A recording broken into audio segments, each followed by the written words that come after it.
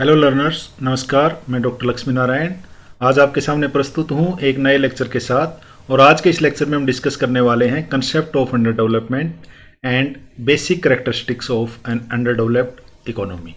आइए शुरुआत में हम जानने की कोशिश करते हैं कि अंडर डेवलपमेंट से हम क्या समझते हैं। Under development is a low level of development which is characterized by low real per capita income, widespread poverty, lower level of literacy, low life expectancy and underutilization of resources। जिन अर्थव्यवस्थाओं की ये विशेषताएं होती हैं उन अर्थव्यवस्थाओं को हम अंडर डेवलप्ड इकोनॉमीज कहते हैं।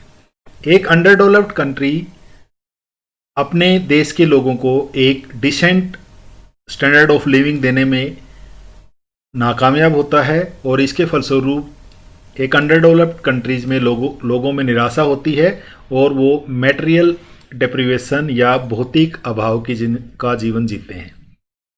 वर्ल्ड बैंक ने अपने वर्ल्ड एटलस मैप में जो कंट्रीज हैं उनको 4 भागों में डिवाइड किया है और उस डिवीजन का क्राइटेरिया उन्होंने लिख रखा है per capita income in US dollar. और इस क्लासिफिकेशन के हिसाब से जिन कंट्रीज की पर कैपिटा इनकम 1035 से कम है वो सारे कंट्री लो इनकम कंट्रीज हैं। इसके विपरीत जो कंट्रीज की पर कैपिटा इनकम 1036 से 4045 है तो वो कंट्री जो हैं वो लोअर मिडिल इनकम कंट्रीज हैं। जिन कंट्रीज की per capita income US dollar में 4046 टू 12535 है वो countries upper middle income countries कहलाते हैं। और इसके साथ ही जिन कंट्रीज की per capita income 12,536 US dollar से अधिक है उन कंट्रीज को हम हाई इनकम कंट्रीज कहते हैं। तो इस आधार पे वर्ल्ड बैंक की क्लासिफिकेशन के आधार पे हम कह सकते हैं कि जो लो इनकम कंट्रीज हैं और जो लोअर मिडिल इनकम कंट्रीज हैं वो सारी इकोनॉमीज जो है वो अंडर डेवलप्ड इकोनॉमीज हैं। लेकिन वर्ल्ड बैंक के इस क्लासिफिकेशन को बहुत सारे अर्थशास्त्रियों ने नकारा है और उनके अनुसार केवल इनकम के आधार पर देशों को या अर्थव्यवस्थाओं को विकसित और अल्प विकसित में परिभाषित करना सही नहीं है, क्योंकि इनकम के अलावा बहुत सारे एस्पेक्ट्स हैं जैसे लिटरेसी है, हेल्थ है, लाइफ एक्सपेक्टेंसी है, उनकी यह अवहेलना करता है। अगर किसी कंट्री की इनकम ज़्यादा है और ये सारे इंडिकेटर्स लो हैं तो उसको हम डेवलप्ड कंट्री नहीं कह सकते, वो कंट्री अंडर डेवलप्ड ही होगा। इसके साथ साथ अगर उस कंट्री में जो इनकम का डिस्ट्रीब्यूशन है वो सही नहीं है, इसका मतलब कि जो देश की इनकम है वो समाज के जो अमीर वर्ग के लोग हैं उनके पास कंसंट्रेटेड है। इनकम तो पर कैपिटा इनकम तो ज़्यादा है लेकिन इनकम का डिस्ट्रीब्यूशन इस प्रकार का है कि बहुत सारी जनता जो है वो अभाव में जीती है, उनकी जो पर कैपिटा इनकम है वो काफ़ी कम होती है और इनकम कुछ लोगों के पास कंसंट्रेट होती है। तो उन इकोनॉमीज़ को हम विकसित इकोनॉमीज नहीं कह सकते अगर इनकम डिस्ट्रीब्यूशन काफ़ी ज़्यादा मात्रा में स्क्यूड है। तो इस आधार पे जो WDR की क्लासिफिकेशन है, वर्ल्ड डेवलपमेंट रिपोर्ट जो क्लासिफाई करती है कंट्रीज को इनकम के क्राइटेरिया पे, उसकी आलोचना की गई है। आइए अब हम अंडर डेवलपमेंट की कुछ परिभाषाएं देखते हैं। सबसे पहले यूएनओ एक्सपर्ट ग्रुप है जिसने अल्पविकसित अर्थव्यवस्थाओं को परिभाषित किया है और इनके अनुसार अल्पविकसित देशों का प्रयोग उन देशों के अर्थ में किया जाता है जिनकी प्रति व्यक्ति आय संयुक्त राज्य अमेरिका, कनाडा, ऑस्ट्रेलिया और वेस्टर्न यूरोप के देशों से कम होती है, उनकी तुलना में कम होती है, उनको हम अंडर डेवलप्ड इकोनॉमीज कह सकते हैं। तो इस आधार पर नॉर्मली अंडर डेवलपमेंट का मतलब हुआ कि निर्धन देश या पुअर कंट्रीज। इसके बाद हमारा जो प्लानिंग कमीशन ऑफ इंडिया है उसने भी अंडर डेवलपमेंट को परिभाषित किया है और उसके अनुसार अल्प विकास जो है वो अनयूटिलाइज्ड मैन पावर, अनयूटिलाइज्ड और अंडर यूटिलाइज्ड मैन पावर के साथ साथ अनएक्सप्लॉयटेड नेचुरल रिसोर्सेज का पाया जाना, दोनों का सह अस्तित्व, किनका, अंडर यूटिलाइज्ड और अनयूटिलाइज्ड मैन पावर एक तरफ और दूसरी तरफ जो नेचुरल रिसोर्सेज है, यानी उस देश के ह्यूमन रिसोर्सेज और नेचुरल रिसोर्सेज का अगर पूर्ण प्रयोग नहीं होता है तो हम ये कहते हैं कि वो कंट्री जो है वो अंडर डेवलप्ड कंट्री है। इसके बाद अगली डेफिनेशन हम देखते हैं, ये जैकब वाइनर की डेफिनेशन है और जैकब वाइनर के अनुसार एक अंडर डेवलपमेंट कंट्री वो है जिसके विकास करने की संभावनाएं बहुत अधिक होती हैं।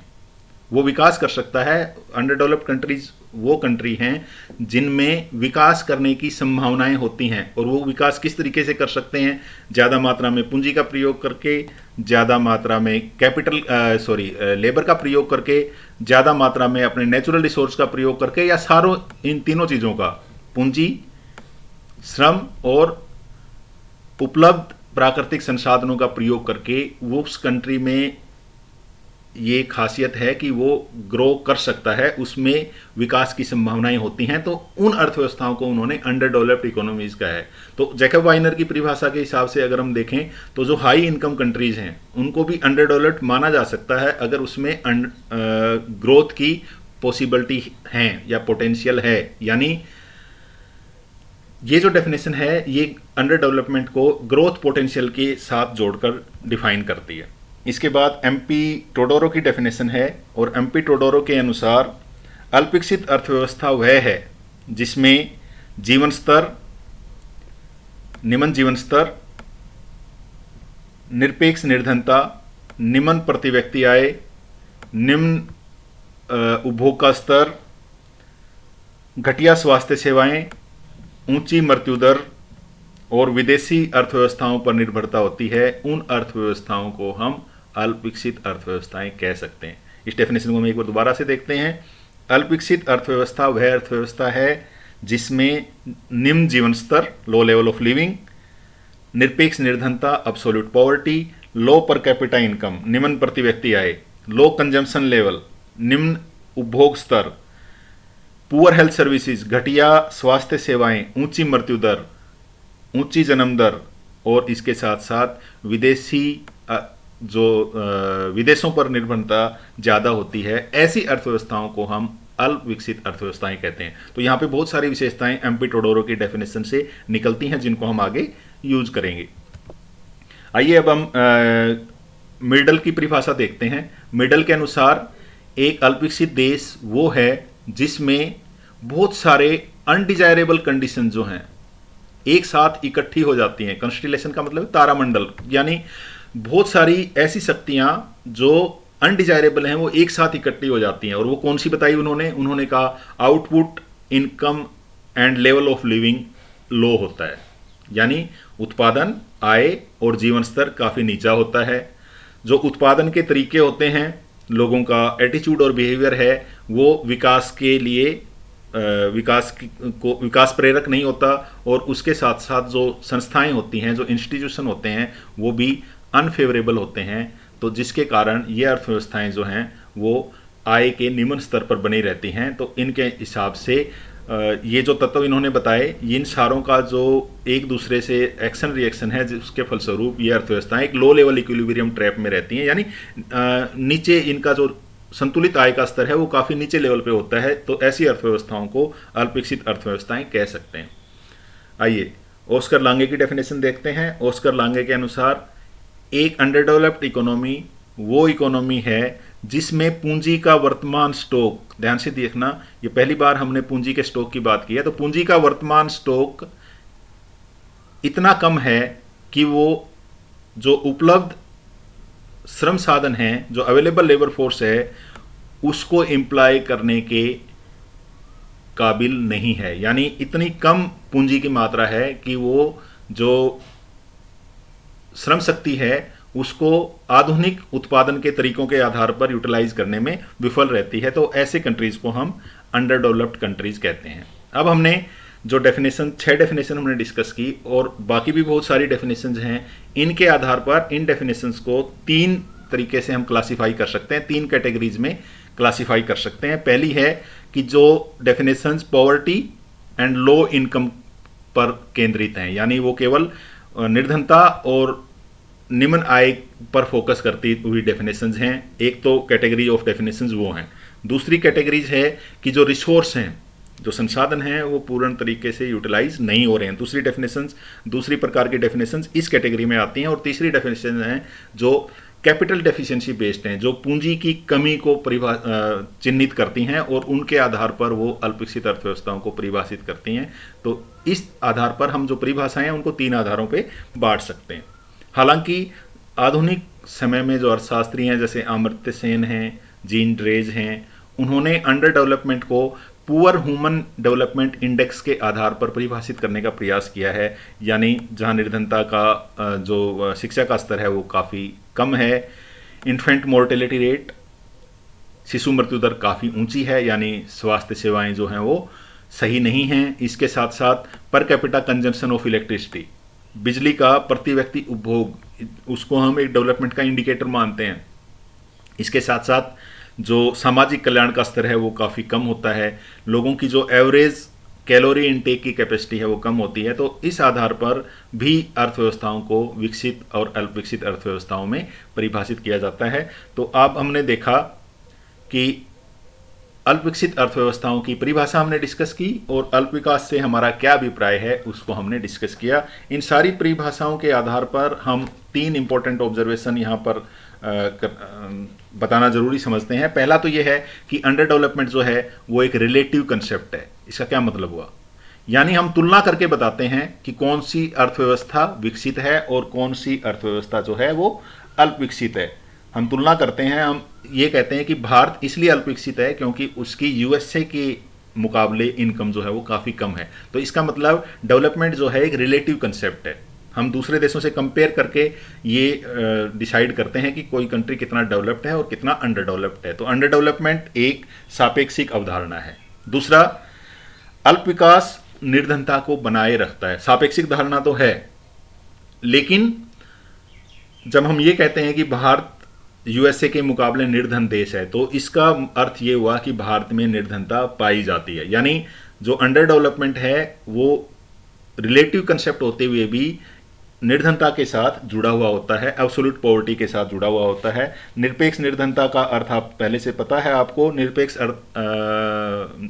निर्धनता से हमारा अभिप्राय उस अवस्था से है जिसमें लोग अपनी मूलभूत आवश्यकताओं जैसे रोटी, कपड़ा, मकान को संतुष्ट करने में विफल होते हैं। तो इसके फलस्वरूप जो अल्पविकसित अर्थव्यवस्थाएं हैं वो उनमें निर्धनता काफ़ी अधिक मात्रा में पाई जाती है। इसके बाद अल्पविकसित अर्थव्यवस्था होने का अर्थ ये बिल्कुल नहीं है कि उन देशों में विकसित होने की संभावनाएं नहीं हैं। यानी एक अल्पविकसित देश को एक संभावित निर्धन देश के रूप में पहचान नहीं की जानी चाहिए। जैसे इंडिया है, इंडिया एक अल्पविकसित देश है, लोअर मिडिल इनकम कैटेगरीज में आता है, लेकिन इंडिया में डेवलपमेंट की काफ़ी अधिक पोटेंशियल है। तो इन अर्थव्यवस्थाओं को जब हम अंडर डेवलप्ड कहते हैं तो इसका अर्थ ये नहीं है कि हमेशा अंडर डेवलप्ड रहेंगी। इनमें डेवलपमेंट की काफ़ी अधिक कैपेसिटी होती है। अगर आप अंडर डेवलप्ड कंट्रीज की पोटेंशियलिटी के हिसाब से डिफाइन करेंगे तो हम ये कह सकते हैं कि अंडर डेवलप्ड कंट्रीज में ग्रो करने की काफ़ी अधिक पॉसिबिलिटी होती हैं। आइए अब हम देखते हैं कि अल्पविकसित अर्थव्यवस्थाओं की क्या विशेषताएं हैं। अल्पविकसित अर्थव्यवस्थाओं की विशेषताओं को डिस्कस करते हैं।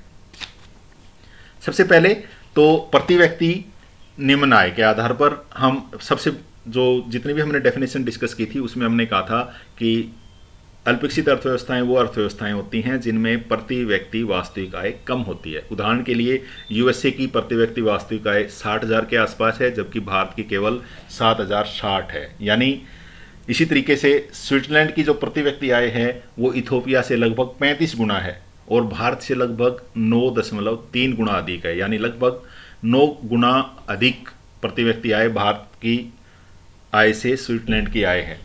इसी तरीके से यूएसए की प्रति व्यक्ति आय हमारे देश की प्रति व्यक्ति आय से लगभग 8.5 टाइम्स अधिक है। तो इसका मतलब ये हुआ कि अल्पविकसित अर्थव्यवस्थाओं की पहली विशेषता निम्न प्रति व्यक्ति आय है। निम्न प्रति व्यक्ति आय के साथ साथ जो उनकी प्रति व्यक्ति आय के बढ़ने की दर है वो भी काफ़ी कम होती है, लो होती है या एक स्टेगनेंट होती है, वो बहुत ज़्यादा ग्रो नहीं कर पाती है। तो ये दोनों जो हैं, लो पर कैपिटा इनकम और slow growth rate of per capita income, किसी भी अल्पविकसित अर्थव्यवस्था की एक महत्वपूर्ण विशेषताएं हैं। इसके बाद आर्थिक असमानताएं। अल्पविकसित अर्थव्यवस्थाओं में काफ़ी अधिक मात्रा में आर्थिक असमानता पाई जाती है। आर्थिक असमानता से हमारा मतलब है कि डिस्ट्रीब्यूशन ऑफ वेल्थ जो है, धन का जो वितरण है वो काफ़ी अनइक्वल होता है, काफ़ी असमान होता है। इसका अर्थ ये हुआ कि इन देशों की राष्ट्रीय आय का एक बड़ा हिस्सा समाज के छोटे से भाग के पास है, जबकि समाज के एक बहुत बड़े भाग को जिंदा रहने के लिए भी पर्याप्त साधन उपलब्ध नहीं होते हैं। तो इसके कारण हम ये कहते हैं कि अल्पविकसित अर्थव्यवस्थाओं में काफ़ी अधिक मात्रा में आर्थिक असमानताएं पाई जाती हैं। ऐसा नहीं है कि विकसित अर्थव्यवस्थाओं में आर्थिक असमानता नहीं होती, उन अर्थव्यवस्थाओं में भी पाई जाती है, लेकिन अल्पविकसित अर्थव्यवस्थाओं में आर्थिक असमानता विकसित देशों की आर्थिक असमानता से काफ़ी अधिक मात्रा में पाई जाती है। तो ये एक और विशेषता है। इसके साथ साथ जो जीवन स्तर है वो काफ़ी नीचा होता है, यानी अल्पविकसित अर्थव्यवस्थाओं में जीवन स्तर है वो काफ़ी कम होता है, क्योंकि पर कैपिटा इनकम उनकी काफ़ी कम होती है। और जो ह्यूमन डेवलपमेंट इंडेक्स है जो कैप्चर करता है किसी कंट्री की लेवल ऑफ लिविंग, उसके हिसाब से अगर हम डेवलप्ड कंट्रीज़ का एसडीआई देखेंगे तो 0.8 टू 0.95 है, जबकि जो अल्पविकसित देश हैं उनका एसडीआई केवल 0.3 टू 0.6 है। तो इस आधार पे हम कह सकते हैं कि अल्पविकसित अर्थव्यवस्थाएं वो अर्थव्यवस्थाएं हैं जिनमें जीवन स्तर निम्न होता है। इसके बाद हम अगर पूंजी की बात करें तो इन देशों में, अल्पविकसित देशों में पूंजी की कमी पाई जाती है। इसके साथ साथ पूंजी निर्माण की दर होती है वो भी काफ़ी कम होती है। इन देशों में जो फैक्ट्रियां हैं, मशीनरी हैं, उपकरण हैं, आधारभूत संरचना है, इसके साथ दूसरी जो पूंजीगत वस्तुएं हैं उनकी कमी पाई जाती है। अगर हम देखें तो जो अल्पविकसित देश हैं उनमें पूंजी निर्माण की दर लगभग 17% है, जबकि जो विकसित अर्थव्यवस्थाएं हैं उनमें पूंजी निर्माण की दर लगभग 23% के आसपास है। अर्थात जो पूंजी निर्माण की दर है उसमें काफ़ी अधिक चेंज पाया जाता है। अल्पविकसित अर्थव्यवस्थाओं में पूंजी निर्माण की दर 17% के आसपास है, जबकि विकसित अर्थव्यवस्थाओं में ये 23% के आसपास है। तो इस आधार पर हम कह सकते हैं कि अल्पविकसित अर्थव्यवस्थाओं में एक तो पूंजी की कमी पाई जाती है और इसके साथ साथ जो पूंजी के बढ़ने की दर कह सकते हैं या रेट ऑफ कैपिटल फॉर्मेशन है वो काफ़ी कम होता है। अगली विशेषता है कि जो टेक्निक ऑफ प्रोडक्शन है वो काफ़ी पुरानी होती हैं। जो अंडर डेवलपमेंट इकोनॉमीज होती हैं वो आउटडेटेड टेक्नोलॉजी यूज करती हैं अपने प्रोडक्शन के लिए, क्योंकि लैक ऑफ कैपिटल पाया जाता है। हमने ऊपर डिस्कस किया, पूंजी की कमी पाई जाती है। पूंजी की कमी के कारण जो रिसर्च एंड डेवलपमेंट की जो पॉसिबिलिटी होती हैं वो काफ़ी कम होती हैं, जिसके कारण उत्पादन की तकनीक जो होती है वो प्राय पुरानी तकनीक होती है। तो जिसके आधार पर हम कह सकते हैं कि अल्पविकसित अर्थव्यवस्थाएं वो अर्थव्यवस्थाएं हैं जिनमें टेक्निक ऑफ प्रोडक्शन काफ़ी पुरानी होती है, काफ़ी पिछड़ी हुई होती है। इसके साथ साथ जो अल्पविकसित अर्थव्यवस्थाएं हैं उनमें जन्म दर भी ऊंचा होता है, मृत्यु दर भी ऊंचा होता है, और इन कंट्रीज़ की जो ग्रोथ रेट ऑफ पॉपुलेशन है वो काफ़ी ज़्यादा होती है। और इसके साथ साथ जो निर्भरता का भार है वो भी काफ़ी अधिक होता है। निर्भरता भार से हमारा मतलब है कि ऐसे व्यक्ति जो खुद ना कमाते हों और वो किसी दूसरे पर डिपेंड करते हैं, उसको हम डिपेंडेंसी रेशियो कहते हैं, वो इन कंट्रीज़ में काफ़ी हाई होता है। इसके बाद जो श्रम की उत्पादकता है वो काफ़ी कम होती है। अंडर डेवलप्ड इकोनॉमी जो हैं उनमें लेबर प्रोडक्टिविटी होती है वो काफ़ी कम होती है, क्योंकि स्किल्स जो होती हैं वो काफ़ी लो होती हैं, जिसके कारण जो प्रति व्यक्ति उत्पादन है, अगर हम विकसित देश और अविकसित देशों की तुलना करें तो अल्पविकसित देशों में विकसित देशों की तुलना में काफ़ी कम होता है। उदाहरण के लिए अगर हम किसी एक श्रमिक की कृषि में मूल्यवृद्धि को देखें तो भारत में एक श्रमिक एक वर्ष में लगभग 1156 रुपये मूल्यवृद्धि करता है खेती के काम में लगा, कृषि कार्यों पर अगर लगा है। इसके साथ साथ अगर हम ऑस्ट्रेलिया में देखें तो लगभग 58,574 डॉलर वैल्यू ऐड करता है। अब यहाँ पे आप देखो तो ये बहुत लगभग 50 टाइम ज़्यादा है इंडिया से।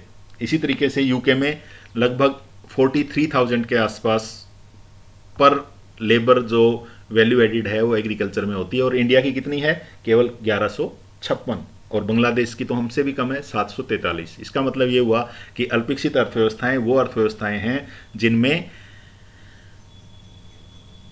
श्रम की जो उत्पादकता होती है वो काफ़ी निम्न होती है। इसके बाद अल्पविकसित अर्थव्यवस्थाएं अपने नेचुरल रिसोर्सेज का पूर्ण प्रयोग नहीं करती, यानी उन देशों में नेचुरल रिसोर्सेज काफ़ी प्रचुर मात्रा में उपलब्ध होते हैं लेकिन वो उनको यूज नहीं कर पाती, क्योंकि उनको यूज करने के लिए उनके पास जो स्किल हैं वो नहीं होती हैं, उनके पास जो निपुणता चाहिए वो निपुणता नहीं होती है। मायर और बार्डन के अनुसार सामान्यतः निर्धन देशों में साधन तो पाए जाते हैं, परंतु इन साधनों का प्रयोग या तो हुआ ही नहीं है, या इनका अर्थ शोषण हुआ है, या इनका गलत शोषण हुआ है। तो इस आधार पर हम कह सकते हैं कि अल्पविकसित अर्थव्यवस्थाएं वो अर्थव्यवस्थाएं हैं जो अपने प्राकृतिक संसाधनों का पूर्ण प्रयोग नहीं करती हैं। इसके साथ साथ अल्पविकसित अर्थव्यवस्थाओं में काफ़ी अधिक मात्रा में खुली और छिपी हुई बेरोजगारी पाई जाती है। खुली और छिपी हुई बेरोजगारी से हमारा अर्थ ये है कि जिन कामों में मजदूर लगे हुए हैं, जिन कामों में जो व्यक्ति काम कर रहे हैं, जो एम्प्लॉयड हैं, उनका मार्जिनल प्रोडक्ट जो है वो काफ़ी लो होता है, और कुछ कंडीशंस में तो उनका लगभग जीरो होता है। तो इस आधार पर हम कह सकते हैं कि अल्पविकसित अर्थव्यवस्थाओं में बड़े पैमाने पर खुली या छिपी हुई, जिसको हम अदृश्य बेरोजगारी होते हैं, वो पाई जाती है।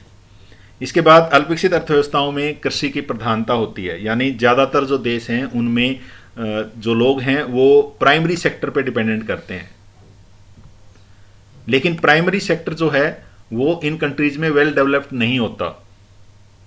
अगर हम स्टैटिस्टिकली देखें तो अल्पविकसित अर्थव्यवस्थाओं में कृषि में लगभग 50 से 60% लोग लगे रहते हैं, और उनका उस देश की इनकम में जो कंट्रीब्यूशन है वो केवल 15 से 25% है। यानी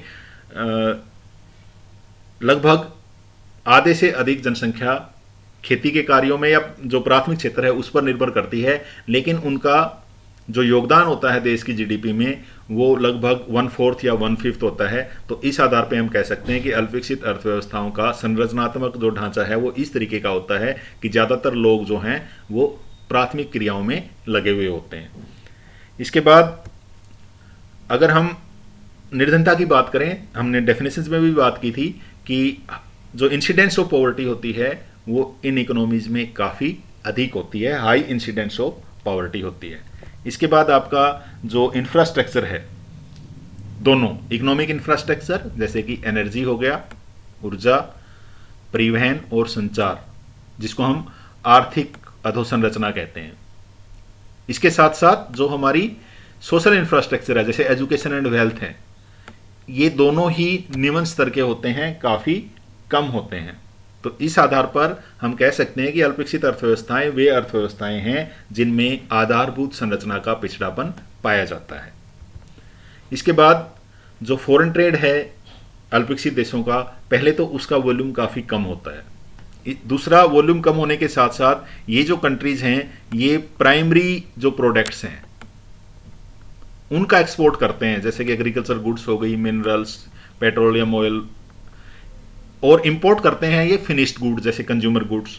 तो जिसके कारण उनकी जो टर्म ऑफ ट्रेड है वो अनफेवरेबल होती हैं, और टर्म ऑफ ट्रेड अनफेवरेबल होने का मतलब है कि वो अंतर्राष्ट्रीय व्यापार से ज़्यादा लाभ नहीं कमा सकते। जो अंतर्राष्ट्रीय विशिष्टीकरण है उसका लाभ पूर्ण रूप से इन अर्थव्यवस्थाओं में लोगों को प्राप्त नहीं होता है, इसलिए ये अर्थव्यवस्थाएं अल्पविकसित अर्थव्यवस्थाएं हैं। और इसके साथ साथ अभी तक जो हमने डिस्कस किया, इसके साथ साथ अल्पविकसित अर्थव्यवस्थाओं का सामाजिक, राजनीतिक, संस्थागत और जो प्रशासनिक ढांचा है वो आर्थिक विकास के प्रेरक नहीं होता, यानी आर्थिक विकास को बढ़ाने वाला नहीं होता। जो सोशल सिस्टम है वो काफ़ी आउटडेटेड होता है।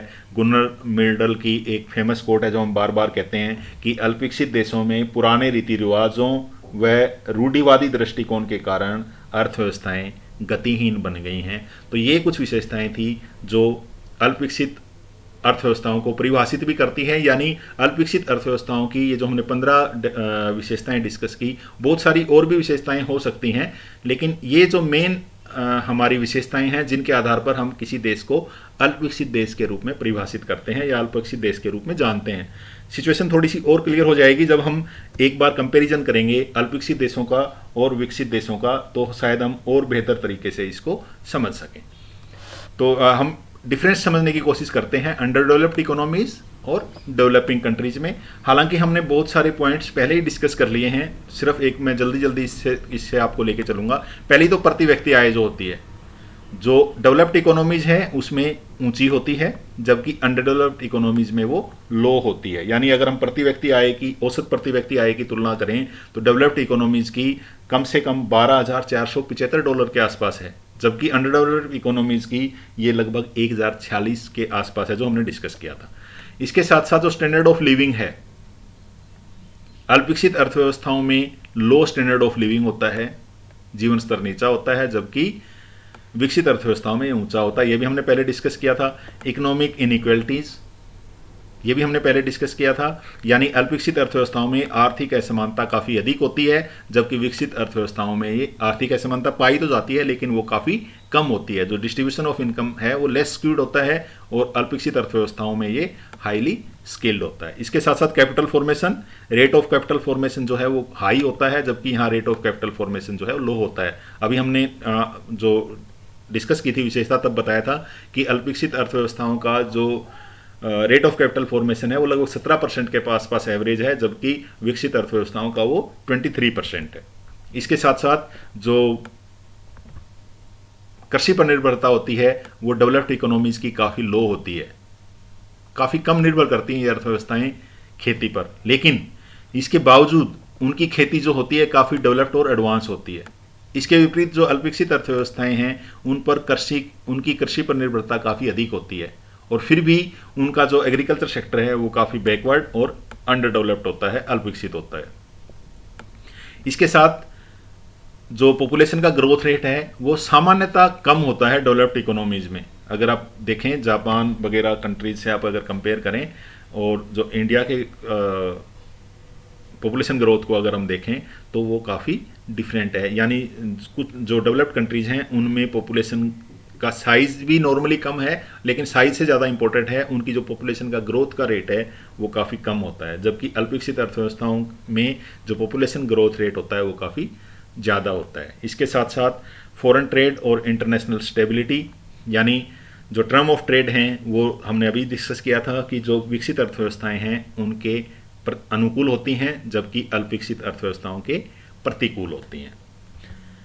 इसके साथ साथ जो ह्यूमन कैपिटल है, अल्पविकसित अर्थव्यवस्थाओं में जो ह्यूमन कैपिटल है वो काफ़ी लो होती है, क्योंकि स्वास्थ्य सुविधाएं कम होती हैं, लिटरेसी रेट काफ़ी कम होता है, लेबर जो है वो अकुशल होता है, और इन सब कारणों से उनकी जो प्रोडक्टिविटी होती है वो लो होती है। इसके विपरीत जो विकसित अर्थव्यवस्थाएं हैं उनमें लिटरेसी रेट हाई होता है, लोगों का स्वास्थ्य अच्छा होता है, स्किल्ड मैन पावर बहुत ज़्यादा होती है, और जिनके कारण उनकी जो प्रोडक्टिविटी होती है वो काफ़ी हाई होती है।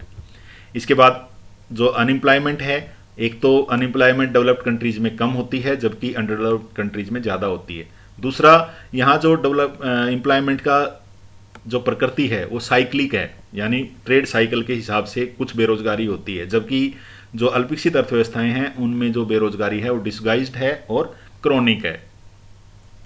इसके बाद टेक्निक ऑफ प्रोडक्शन, जो डेवलप्ड कंट्रीज हैं उसमें डेवलप्ड होती है और एडवांस होती है, क्योंकि रिसर्च एंड इनोवेशन ज़्यादा होता है, जबकि अल्पविकसित अर्थव्यवस्थाओं में बैकवर्ड होती है। कैपिटल मार्केट अल्पविकसित अर्थव्यवस्थाओं में या तो अनडेवलप्ड होते हैं या अंडर डेवलप्ड होते हैं, जिसके कारण लोगों की जो बचत है वो इकट्ठी होके प्रोडक्टिव यूज में नहीं होती, और जिसके कारण जो इंडस्ट्रियल एक्सपेंशन है वो नहीं हो पाता। जबकि अल्पविकसित अर्थव्यवस्थाओं में एक विकसित पूंजी बाजार होता है, जिसके कारण वो लोगों की सेविंग को इकट्ठा करके उनको इंडस्ट्रियल एक्सपेंशन में यूज कर सकते हैं। तो ये कुछ विशेषताएं थी जो हमने देखी कि अल्पविकसित अर्थव्यवस्थाओं को विकसित अर्थव्यवस्थाओं से अलग करती हैं। अब आते हैं हम हमारे लास्ट पोर्शन पे और जानने का प्रयास करते हैं कि क्या भारतीय अर्थव्यवस्था एक अंडर डेवलप्ड इकोनॉमी है। तो हम जब भारतीय अर्थव्यवस्था की विशेषताएं देखेंगे तब हमें पता लगेगा कि भारत की जो अर्थव्यवस्था है वो वास्तव में एक अल्पविकसित अर्थव्यवस्था है।